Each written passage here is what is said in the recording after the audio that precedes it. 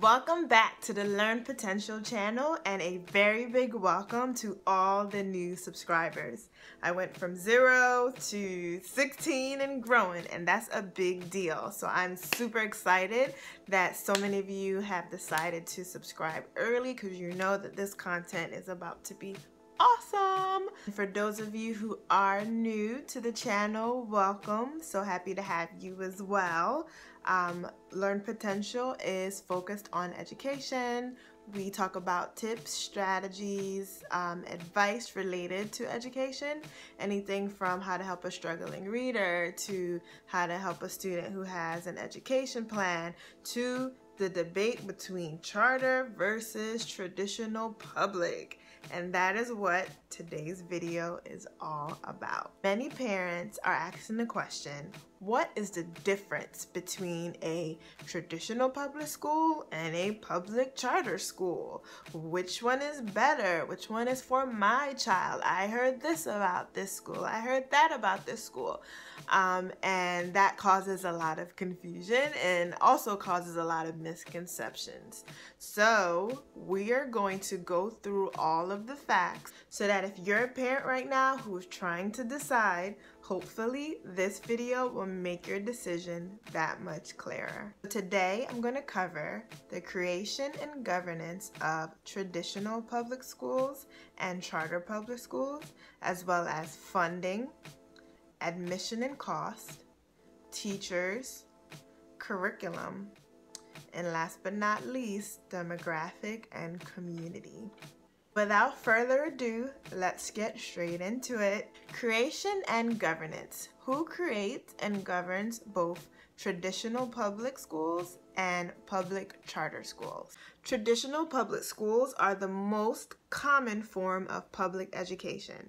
States create school districts that serve as the governing entities. These school districts have the power to create and run any number of schools. Then the district and its schools are governed by a school board that consists of elected officials.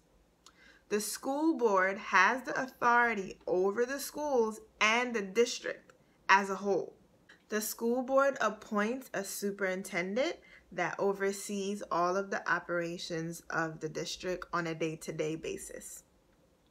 Charter schools are a unique kind of public education, and yes, they are considered public education because they receive public funds. These schools form when a private organization contracts with the government to run a school. Each state has its own rules on which government entity can issue out a charter and who can apply for one. In some states, state education agencies can issue charters. In others, you have individual school districts, you have colleges and universities, and you also have local governments. Charters can be run by community members, groups of parents, independent nonprofits, or private for-profit education management companies. This all depends on the state's requirements. The charter schools are governed by the private organization that received the charter.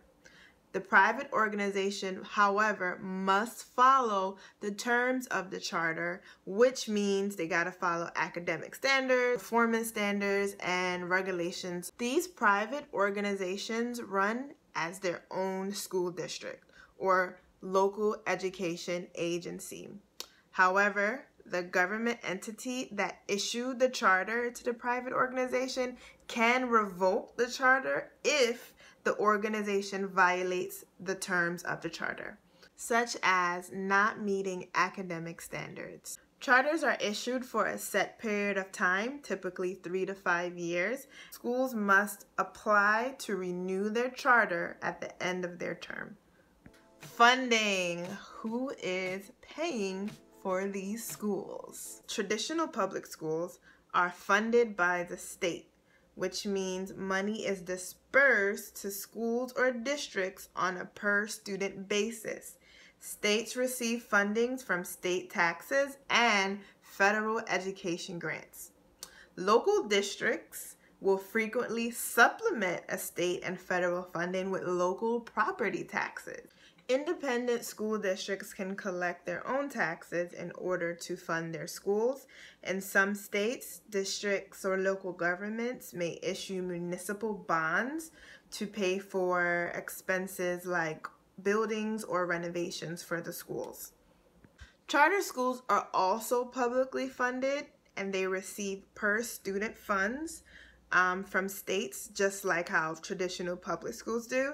However, charter schools are limited in their ability to access local tax funds, municipal bonds. So as a result, they rely very heavily on awards, donations, fundraisers, and grants. Curriculum. Who creates and determines the curriculum? So each state establishes their academic standards, such as test scores and standardized testing. Public schools are required to follow these curriculum requirements. They'll describe what topics need to be covered for each subject. They may even mandate specific materials and textbooks that schools should be using. They can also place restrictions on certain topics and also on books and materials. Public schools are designed to serve a wide range of students. They'll often have a number of additional elective courses and programs.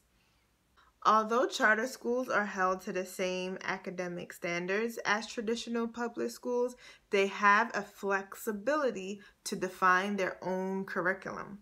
They may adopt a variety of elements in their curriculum and also specialized teaching approaches. Many charters offer unique curriculums and teaching approaches. Some may place special emphasis on arts, music, and the sciences. Charters often serve a specific student population and have specific curriculum goals. Admission and cost.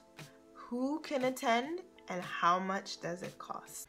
Traditional public schools are free and open to any student that lives within the boundaries of that district. Charter schools are also free and may not restrict who can apply or attend the school. However, charter schools may not have the same capacity as the traditional public schools, so students are placed on a lottery. If a student is picked through the lottery, most states automatically accept their siblings as well so that parents don't have to separate their children. Teachers. What are the requirements for teachers at both traditional public schools and charter? Traditional public school teachers must meet all of the state certification requirements. The state mandates that all teachers have specific training in education and teaching and meet student teaching requirements. The requirements for charter school teachers may vary between the states. Some states require that all charter schools hire teachers with state credentials. Other states may require a percentage of those teachers to be certified. Even within states that have mandated teacher certifications, charter schools may also set education and training requirement for their teachers. Student demographic and community. Traditional public schools tend to be larger than charter schools and enroll a broader demographic of students. Student demographics tend to reflect the community of that district. Traditional public schools are also required to provide a range of special education resources for students with disabilities. Charter schools cannot restrict students that apply and must select students through a lottery. However, some charter schools target their recruitment and programs to a specific demographic. Charter schools tend to focus on serving a high-need population. Charter schools tend to be smaller than traditional public schools, so although students have a smaller community, they may have less extracurriculars than traditional public schools. Charter schools are also mandated to serve students with special needs. However, the specific requirements vary from state to state. So those are the major similarities and differences between traditional public schools and charter public schools. Charters were founded for the purposes of serving a high-need population when there was no more room in a traditional public school. It was also to offer a different, innovative form of education when families were dissatisfied with some of the education resources that they were receiving from their traditional public schools. So although there's a lot of debate on who's better, what's the purpose, there is value in traditional public schools and charter schools. I do hope this video makes any decision that you may have between what school to pick that much easier. So please give this video a thumbs up, please subscribe to the channel, and also leave feedback. Questions, comments. I do read the comments. Thank you for those of us who left comments in the previous videos. They were very helpful. So please make sure if you have any additional questions about what was said, or just comments, or you have a question about a school that you're thinking of and you want advice on that, leave those below and I'll be sure to answer those. Thank you again. I will see you in the next video. Bye.